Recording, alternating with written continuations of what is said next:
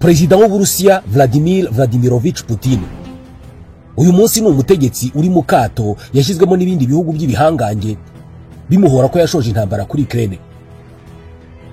Kugirana umubano nawe ku wundi mutegetsi uwo ari we wese bishobora gushyira uwo mutegetsi mu kaga. Ubwo Donald Trump yategekaga Amerika muri manda ye ya mbere hagati y'umwaka wa 2017 n'2021 ntabwo yabanye nabi n'Uburusiya, ndetse abakuru b'ibihugu byombi bagaragazaga ukwishimirana.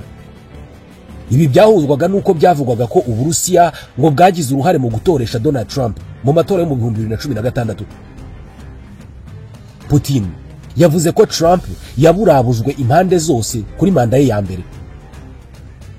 Yavuze kandi ko ibyo Trump yavuze ko ashobora gufasha kurangiza intambara muri Ukraine ko byo nibura bikwiye kumvwa bigahabwa agaciro. Mu kwiyamamaza kwe, Donald Trump yasubiyemo kenshi ko ashobora kuzarangiza intambara ishyamiranyije Uburusiya na Ukraine akayirangiza mu munsi umwe, ariko ntabwo yasobanuye uko ibyo ngibyo azabigenza. Mu ijambo rya Putin ryagarutse ku bintu bitandukanye, yanavuze ko kugerageza kwica Trump, avuga ko kugerageza kumwica ngo byatumye akomera. Ati ku bwanjye yitwaye mu buryo bwa nyabwo burimo ubutwari nk'umugabo. Abajijwe niba yiteguye kugirana ibiganiro na Trump, Putin yasubije ati turiteguye rwose. Ku wa kane, Donald Trump nawe yari yavuze ko yiteguye kuganira na Vladimir Putin. Yabwiye ikinyamakuru NBC News ati ntekereza ko rwose tuzaganira. Ibiro bya Perezida Vladimir Putin, Kremlin, byashinzwe kwivanga mu matora ya Perezida wa Leta Zunze Ubumwe za Amerika mu 2016, amatora yashyize ku butegetsi Donald Trump muri manda ye ya mbere. Ibi biro bya Perezida Putin byashinzwe gushyigikira Trump wari uhatanye na Madame Hillary Clinton. Ni ibirego Uburusiya bwahakanye. Itsinda rya Leta ya Amerika ryashinzwe gukora iperereza kuri ibi birego byarezwe Uburusiya. Nyuma y'imyaka 3 ryasohoye raporo rivugamo ko nta bimenyetso ryabonye bihamya ibi birego. Perezida Volodymyr Zelensky wa Ukraine yavuze ko yagiranye ikiganiro cy'ingenzi na Donald Trump nyuma yo gutorwa kwe. Atariko tugomba gukora ibishoboka byose kugira ngo ibyavuye mu kiganiro cyacu hagati ya Ukraine na Amerika ndetse n'ibyavuye mu biganiro hagati y'Uburayi na Amerika bizagira umusaruro kandi mwiza. Abanya-Ukraine benshi n'Uburayi uyu munsi bafite ubwoba ko Donald Trump nagera ku butegetsi mu kwezi kwa mbere mu mwaka utaha ashobora kuzagabanya niba atanahagaritse inkunga ya gisirikari Amerika iha Ukraine. Muri iyo nama y'i Budapest, Minisitiri w'Intebe w'Ubwongereza Keir Starmer yijeje Zelensky ko inkunga y'Ubwongereza mu ntambara barimo n'Uburusiya ngo izakomeza gutangwa rwose. Donald Trump agarutse ku butegetsi agiye kongera gukorana na Vladimir Putin, ariko ni perezida wa gatandatu wa Leta Zunze Ubumwe za Amerika ugiye gukorana na Vladimir Putin kuva mu mwaka wa 2000. Muri abo perezida batandatu, bwana Donald Trump arimo kabiri kubera ko agarutse kabiri. Ubwo Vladimir Putin yajyaga ku butegetsi bwa mbere mu kwezi kwa mbere mu 2000, Leta Zunze Ubumwe za Amerika zategekwaga na Bill Clinton. Gusa yari masoza manda ye kubera ko mu mwaka umwe wonyine ubutegetsi bwahise bujya mu biganza bya George W. Bush. Ubwo bivuze ko Putin yakoranye na Clinton umwaka umwe wonyine. Bush akijya ku butegetsi yarabaye perezida wa kabiri wa Leta Zunze Ubumwe za Amerika ugiye ku butegetsi asanga Vladimir Putin ari perezida w'Uburusiya. Ubwo George W. Bush yarangizaga manda ye ya kabiri agasimburwa na Barack Obama mu 2008, Vladimir Putin yahise aba minisitiri w'intebe w'Uburusiya, ariko aza kugaruka ku butegetsi mu 2012 Barack Obama yinjiye muri manda ye ya kabiri. Mu 2016 Donald Trump yabaye perezida wa Leta Zunze Ubumwe za Amerika. Vladimir Putin yari akiri perezida w'Uburusiya. Ababaye perezida wa kane wa Leta Zunze Ubumwe za Amerika usanze Vladimir Putin ku butegetsi. Mu 2020 Joe Biden yagiye ku butegetsi muri Leta Zunze Ubumwe za Amerika. Ababaye perezida wa gatanu wa Leta Zunze Ubumwe za Amerika ukoranye na Vladimir Putin ari ku butegetsi mu Burusiya. None uyu munsi Donald Trump agarutse ku butegetsi asanga bwana Putin ku butegetsi bw'Uburusiya. abaye perezida wa gatandatu wa Leta Zunze Ubumwe za Amerika usanze Vladimir Putin ku butegetsi bw'Uburusiya. Donald Trump niwe mu perezida wa Leta Zunze Ubumwe za Amerika wagiranye umubano cyangwa se isano ikomeye n'Uburusiya ndetse na Vladimir Putin ku giti cye. Byabanje kuvuga ko Uburusiya bwafashije Donald Trump gutsinda amatora yo mu 2016. Ibi byagiye no mu nteko ishinga amategeko bigibwaho impaka ndetse haba n'urubanza, ariko nta gifatika byagezeho. Ikindi nuko aba perezida bombi bumvikanye inshuro nyinshi, buri umwe muri bo ashimagiza undi avuga ko ari umuperezida mwiza. Umunyamakuru Bob Woodward mu gitabo aherutse kwandika yanavuze ko Donald Trump yavuye ku butegetsi mu 2021, ariko nyuma yaho avugana na Vladimir Putin inshuro zitari munsi ya 7 bavugana kuri telefone. Yavuze ibi ubwo ibikorwa byo kwiyamamaza muri Leta Zunze Ubumwe za Amerika byari bigeze kure. Byahise bitangira gutekerezwa ko Uburusiya bushobora kuba burimo kongera gufasha Donald Trump gutorwa, niba bwaramufashije koko ubwa mbere nkuko byavuzwe. Byatekerezwaga ko Uburusiya bushobora gukora ibi ngibi bukoresheje ikoranabuhanga bukinjira mu migendekere y'amatora muri Leta Zunze Ubumwe za Amerika.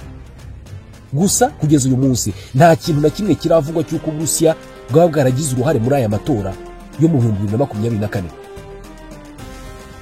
Ubwo yarabajijwe ku byatangajwe n'uyu munyamakuru mu byumweru bitatu bishize, Perezida Vladimir Putin yasubije ko nta shingiro bifite. Yahakanye rwose ibyo kuvugana na Perezida Donald Trump mu gihe atarakiri perezida wa Leta Zunze Ubumwe za Amerika. Muri icyo gitabo Bob Woodward yavuze ko habayeho guhamagarana kenshi kuri telefoni hagati ya Donald Trump na Vladimir Putin bishobora kuba byarageze ku nshuro 7 kuva Trump yava muri White House mu 2021. Putin avuga kuri ibi mu kiganiro n'itangazamakuru hari mu nama ya BRICS, yavuze ko ibyo ngibyo bidafite ishingiro. Gusa yanavuze ko kuba Trump yaravuze ko ashaka gushyira iherezo ku ntambara yo muri Ukraine, rwose ngo yizeye ko Trump atabeshya. Trump yateje impungenge mu bayobozi b'ibihugu by'Uburayi kubera imyumvire ye ku bijyanye n'intambara yo muri Ukraine. Yagaragaje ko atabyumva kimwe na benshi, avuga ko ashaka ko intambara irangira, ariko ntabwo yerura uruhande ashaka ko rwazayitsinda. Umubano wa Vladimir Putin na Donald Trump bivugwa ko ushingiye ku kuba Uburusiya ngo bwarakoresheje ikoranabuhanga n'abahanga babwo mu ikoranabuhanga bagafasha Donald Trump mu matora yo mu 2016. Nta hantu na hamwe byavuzwe ko ibi bintu Donald Trump yari abizi, ahubwo byemezwa ko Uburusiya bwo bwafashe icyemezo cyo kumufasha kugera ku butegetsi kubera ko bwabonaga ko ari we bazakorana neza. Byemezwa ko no mu matora yo mu 2020 nabwo ngo Uburusiya bwagerageje kongera gufasha Donald Trump ngo yongere gutorwa, ariko ntibyakunze. Mu kwezi kwa gatatu mu 2021 nibwo byatangiye kuvugwa mu bitangazamakuru ko perezida w'Uburusiya Vladimir Putin bishoboka cyane ko yahaye uruhushya ibikorwa byo kugerageza kugena ibyavuye mu matora ya Amerika, ashaka ko Donald Trump ayatsinda. Ibi ni ibyavuzwe n'abakuriye ubutasi bwa Amerika.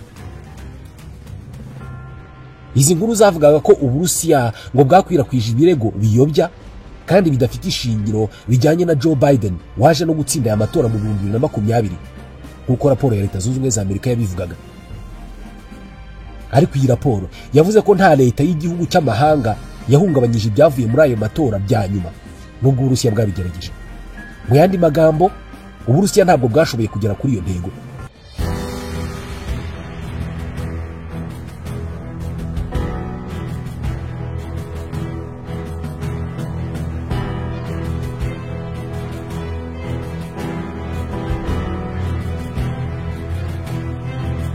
Uburusiya bwakomeje guhakana ibirego byo kwivanga muri aya matora. Iyi raporo y'amapaji 15 yasohowe n'ibiro by'ubutasi bwa Amerika yagaragazaga ko ibyivuga ko byari ibikorwa byo kugena ibyavuye mu matora byakozwe n'Uburusiya na Iran. Iyi raporo yavugaga ko abantu bafite aho bahuriye n'Uburusiya bakwirakwije ibivugwa bidafite gihamya kuri Perezida Joe Biden mbere y'amatora yo ku itariki ya 3 y'ukwezi kwa 11 mu 2020. yanavuga ko gahunda igamije gutanga amakuru atari ukuri yashaka kubangamira kugirira icyizere gahunda ngari y'amatora. Yashaka ko abaturage batakariza icyizere abategetsi babo. Abantu bamwe bafite aho bahuriye n'ubutasi bw'Uburusiya nabo bakwirakwije mu bitangazamakuru imvugo zirwanya Joe Biden mu bategetsi bakuru no mu bashyigikiye bwana Trump nk'uko iyi raporo yabivugaga. Iyi raporo yongeyeho ko mu gihe Uburusiya bwashakaga kongerera bwana Trump amahirwe yo gutsinda, Iran yo ngo yakoze ibikorwa by'urusoro byihishe byo kugena ibiva mu matora mu muhate wo gukoma mu nkokora abashyigikiye Trump. Mwibuke turimo turavuga ku matora yo mu 2020 apana yo mu 2024. Iki gihe Iran yo ntabwo yashakaga Trump mu gihe Uburusiya bwo bwamushakaga cyane. Iran ntabwo yashakaga Trump kubera ko akiri ku butegetsi muri manda ye ya mbere yakoresheje gahunda yo kotsa igitutu cyinshi gishoboka Iran, ayifatira ibihano bikomeye ndetse yongera intambara yo guterana amagambo hagati y'ibihugu byombi. Iyi raporo kandi yanzura n'icyizere cyinshi ko Ubushinwa bwamaze igihe bushinjwa na Amerika gukora ubutasi bwo kuri za mudasobwa, ubwo ngo mu 2020 bwahisemo kudakora ibikorwa byo kwivanga mu matora. Iyi raporo iragira iti Ubushinwa bwashatse ituze mu mubano wabwo na Leta Zunze Ubumwe za Amerika, ndetse bwabonaga ko ibyava mu matora ibyo ari byo byose nta nyungu ihagije bwabibonamo, ku buryo bwakwirengera ibyago byo gusubira inyuma mu mubano igihe bwaba bufashwe. Nk'uko iyi raporo ibitangaza, ibikorwa byo gutora n'ibyavuye mu majwi bya nyuma ntabwo byivanzwemo na leta z'ibihugu by'amahanga. Iyi raporo y'ubutasi yatangarijwe rimwe n'iperereza ryari rihuriweho n'ibiro by'ubutabera bya Amerika ndetse n'ibiro by'umutekano mu gihugu, naryo ryageze ku mwanzuro nk'uyu w'iyi raporo. Raporo y'ibyo biro byombi yavuze ko ibikorwa bigari by'Uburusiya na Iran bigendereye ibikorwa remezo byinshi by'inzego z'ingenzi byabangamiye umutekano w'imiyoboro myinshi yitaga ku mikorere imwe n'imwe y'amatora. Ariko yashimangiye ko ibivugwa byo kugerageza kwivanga mu matora ahanini byari mu buryo buziguye. Inyandiko y'ibyo biro byombi yaragize iti nta bimenyetso dufite by'uko hari umunyamahanga uwo ari we wese wagerageje kwivanga mu guhindura uburyo ubwo ari bwo bwose bwa tekinike bwo gutora, burimo nko kwiyandikisha kw'abatora, gutora, kubarura amajwi cyangwa se gutangaza ibyavuye mu matora. Ibi byahise bigaragaza ko Uburusiya nubwo bwaba bwarivanze muri aya matora ariko bishobora kuba bitaratanze umusaruro. Mu kwezi kwa munani mu 2020 ubutasi bwa Amerika bwavuze ko Ubushinwa, Uburusiya na Iran byari bifite umuhate mu kugerageza kwivanga mu matora ya perezida yari hafi kuba. Iryo suzuma ryasanze Uburusiya bwarashakaga guhindanya isura ya bwana Biden. Byasanze Ubushinwa na Iran byo byarashakaga ko bwana Trump atsindwa amatora. Uburusiya bubaye bwaragize uruhare mu gushyira Donald Trump ku butegetsi mu 2016 bukanagerageza kumwongera manda mu 2020 bikanga. Ubu noneho ibyishimo by'abategetsi b'Uburusiya buri wese yabyumva mu gihe Donald Trump agarutse ku butegetsi. Perezida w'Uburusiya Vladimir Putin ubu yashyizwe mu kato kubera intambara amaze imyaka hafi 3 arwanamo na Ukraine. Itorwa rya Donald Trump ryaba rigiye kumukura muri aka kato. Hari ibintu birindwi by'ingenzi mu buzima bwa Vladimir Putin bivugwa n'ibinyamakuru bitandukanye bivuga ko ibyo bintu byubatse imitekerereze ya Vladimir Putin kandi bigasobanura impamvu agenda yitandukanya kurushaho n'ibihugu byo mu burengerazuba bw'isi. Muri izo mpamvu zirindwi harimo zimwe zishobora kugutangaza.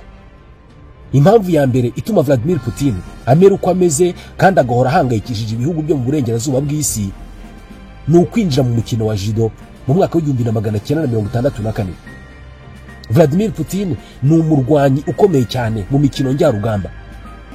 Yavukiye i Leningrad, umujyi wari ugishegeshwe n'ingaruka z'iminsi igera hafi kuri 900 wamaze warafashwe mu ntambara ya kabiri y'isi. Bwana Putin yari akiri umuhungu muto. Icyo gihe yakundaga kurwana ku ishuri. Hari inshuti ze za hafi zibuka ko yashoboraga kurwana na buri wese, ngo ntabwo yatinyaga. Kuba yari agahungu gato mu magara mu mujyi wari wuzuye amatsinda y'ibirara ku mihanda, Bwana Putin yari akeneye akarusho, yari akeneye ubumenyi ku birebana n'uburwanyi. Maze ku myaka 12 atangira umukino wa sambo, umukino njyarugamba wo mu Burusiya, nyuma yinjira mu mukino witwa judo, umukino wo kurwana uzwi cyane ku isi. Yari afite umuhate n'ikinyabupfura. Yageze ku myaka 18 afite umukandara w'umukara muri judo n'umwanya wa gatatu mu gihugu hose mu irushanwa ry'ingimbi. Nta kabuza ibi ngibi bifatwa nka kimwe mu bigize imiterere ya Bwana Putin, umuntu ukunda kuba hejuru y'abandi, ariko bikanemeza imyumvire ye ya mbere ko mu isi irimo akaga ukenera kwigirira icyizere. Ibi kandi byumvikanye mu magambo ye ubwe ko mu gihe imirwano ari nta kabuza, ni ukuvuga iyo nta yandi mahitamo ufite usibye kurwana, uba ugomba gukubita mbere kandi ugakubita cyane ku buryo uwo muhanganye atongera guhaguruka.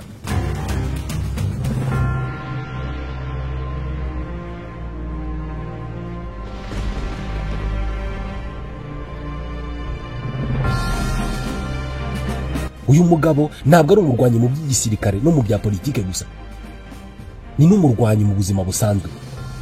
Impamvu ya kabiri, gusaba akazi muri KGB mu 1968.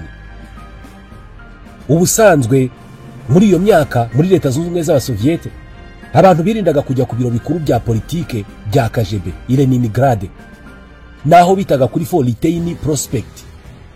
Benshi muri icyo gihe bari baraciye mu ibazwa ry'icyo kigo cy'ubutasi mu twumba duto cyangwa se mu zindi nyubako zaho zari ziteye ubwoba ku butegetsi bwa Stalin. Hari ahantu hateye ubwoba buri wese yanatinyaga kunyura.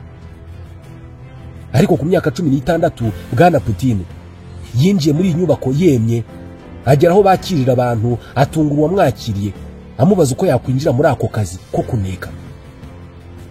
Uwo mwana w'umuhungu yabwiwe ko agomba kubanza gukora igisirikare cyangwa se kurangiza kaminuza, anabaza diplome asabwa kuzana kugira ngo yemererwe kuba umutasi.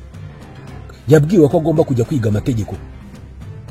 Maze kuvuga, Putin yiyemeza kwiga amategeko, ayarangije koko yinjira muri urwo rwego. Kuri Vladimir Putin wari uzi amatsinda y'abagizi ba nabi bo mu mihanda y'iwabo, KGB ryari ryo tsinda rikomeye mu mujyi. Putin kandi yemeraga impinduka n'ingaruka umutasi ashobora kugira, nk'uko yigeze kubivuga ubwe avuga kuri filime z'ubutasi yabonye akiri muto, ati intasi imwe ishobora kugena ibiba ku buzima bw'abantu ibihumbi. Impamvu ya gatatu imugira umugabo w'igihangange unatinywa n'abandi bategetsi, kugotwa n'ikivunge mu 1989. Akazi ke k'ubutasi muri KGB ntabwo kigeze kaboneka cyane ngo abe umutasi ujya gushakisha amakuru ku mihanda. Yari umukozi witanga ariko ntagere hejuru cyane. Yasabye kwiga Ikidage maze bituma yoherezwa mu biro bya KGB i Dresden mu Budage hari mu 1985. Yahatuye mu buzima bw'umukozi mpuzamahanga, ariko mu kwezi kwa 11 mu 1989 ubutegetsi bw'Ubudage bw'uburasirazuba butangira kugwa. Ku itariki ya 5 y'ukwa 12 ikivunge cy'abantu cyagose inzu ikoreramo KGB i Dresden. Putin atelefona ibirindiro biri hafi by'ingabo z'Abasoviyete ngo bamutabare, ariko bamusubiza ko ntacyo bamukorera badahawe uburenganzira buturutse i Moscow, kandi aho i Moscow nta kintu bari barimo bamubwira. Putin yize kugira ubwoba bwo gusenyuka k'ubutegetsi, yiyemeza kutazasubiramo ibyo yise ikosa byakozwe na Mikhail Gorbachev. Yize kurinda ubutegetsi bwe ku kiguzi cyose byamusaba, ndetse no kutagira ubwoba bwo guhangara ibibazo bishobora no kugutwara ubuzima. Impamvu ya kane, amasezerano yo kugurana ibiryo n'ibikomoka kuri petrol mu 1992. Vladimir Putin yaje kuva muri KGB nyuma yo gusenyuka kwa Leta Zunze Ubumwe z'Abasoviyete, ahita abona akazi nk'umukozi ufasha mu bikorwa umuyobozi w'umujyi witwa St. Petersburg. Yari nk'umunyamabanga we. Ubukungu ntabwo bwari bumeze neza muri Leta Zunze Ubumwe z'Abasoviyete. Vladimir Putin yari ashinzwe ibikorwa byo kugerageza gufasha abatuye uwo mujyi kubona ibyo kurya no kubona mikoro. Muri make ibyo yakoraga kwari ukugurana ibikomoka kuri petrol n'ibyuma by'agaciro ka miliyoni zigera ku 100 bagahabwa ibiribwa. Ibi ngibi byaramugoye kubera ko n'umutekano wari muke muri icyo gihe, by'umwihariko muri uwo mujyi wa St Petersburg. Byemezwa ko amatsinda y'urugomo yari muri uwo mujyi yaje akitwarira ayo mafaranga.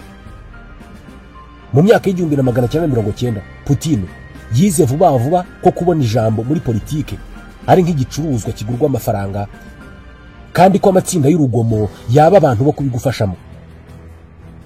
Mu gihe abantu bose b'iruhande rwe bariho bakura inyungu ku myanya yabo, byemezwa ko we ibi ngibi atigeze abikora.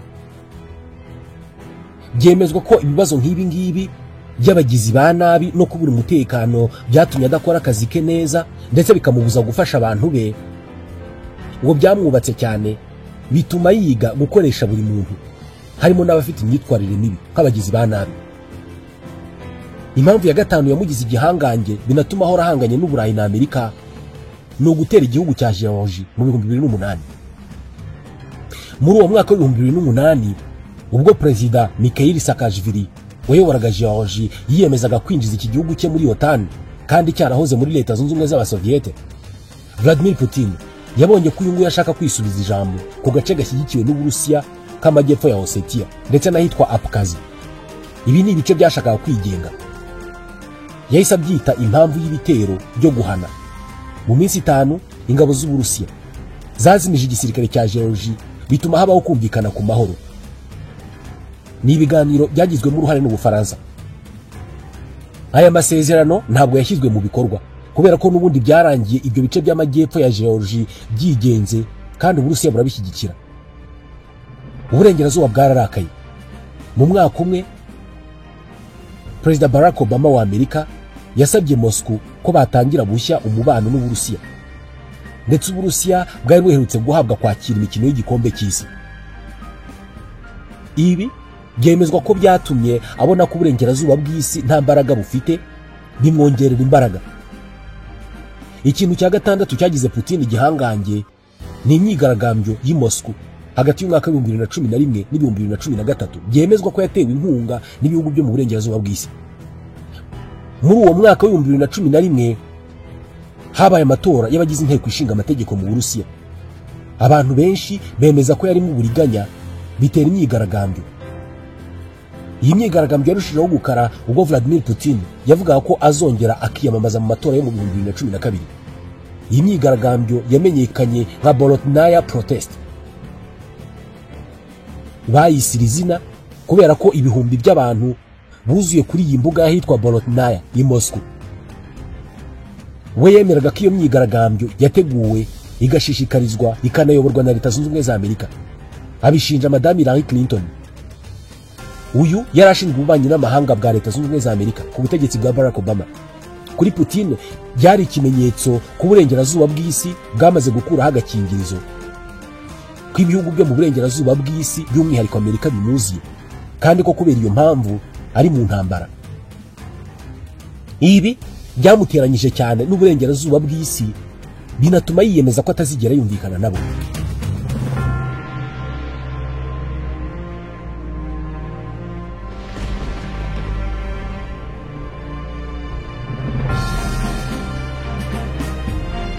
Hanyuma icya karindwi gituma Perezida Vladimir Putin bishobora kugorana kumvikana n'ibihugu by'Uburayi na Amerika ni akato kadasanzwe kabayeho haba kuri we no ku bindi bihugu kubera icyorezo cya COVID-19. Ubwo iki cyorezo cyacaga ibintu, Putin yagiye mu kato kadasanzwe. Byemezwa ko uwajyaga kubonana nawe wese yajyaga mu kato kagenzuwe k'ibyumweru 2, maze yaza ngo akanyura mu kirongozi kirimo imiti n'imirasire ya ultraviolet byica za virusi. Muri icyo gihe umubare w'inshuti n'abajyanama babashije guhura nawe imbona nkubone waragabanutse cyane, basigara ari abagabo mbarwa bemera ibyo avuze gusa. Muri icyo gihe yayoboraga ibitekerezo bike cyane bibona ibintu ukundi. Bisa naho Putin yize ko ibyo yibwira byose ari ukuri, kandi ko impamvu ze zose zifite ishingiro. Byemezwa ko iki gihe aribwo yateguye intambara arimo kurwanamo na Ukraine uyu munsi. Iki gihe kinini yamaze ari wenyine yitekerezaho, ategura ibye, akurikirana amakuru y'Uburayi na Amerika, nacyo ngo ni igihe cyamukomeje cyane gituma anafata ibyemezo byo kutazigera yumvikana n'Uburayi na Amerika. Izi mpamvu zose zanditswe n'ikinyamakuru BBC zituma Putin aba umutegetsi wihariye utinywa n'abo mu burengerazuba bw'isi, unafite imiterere ituma byagorana cyane kuba yakumvikana nabo. Umubano wa Amerika n'Uburusiya ugiye kuba uwuhe mu by'ukuri kuri ubu butegetsi bwa Donald Trump?